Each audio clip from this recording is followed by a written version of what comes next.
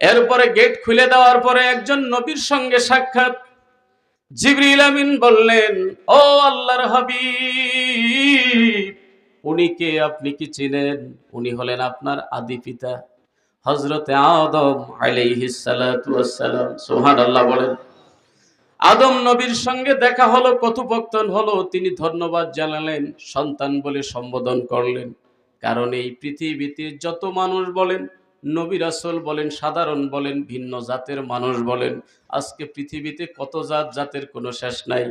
মুসলমানের মধ্যে আবার কত ভেদাভেদ আছে না নাই? কোনো ভেদাভেদ নাই, সবার বাবা এক বাবা, তিনি হলেন আদম। কথা কোন ঠিক না বেঠিক? বাবা আদমের সঙ্গে দেখা সাক্ষাৎ হলো। সেম কাহিনী, আবার চলে গেলেন দ্বিতীয় আসমানে। যাওয়ার পরে আবার নক করা হলো, আবার খোলা হলো, আমন্ত্রণ জানানো হয়েছে জিবরিল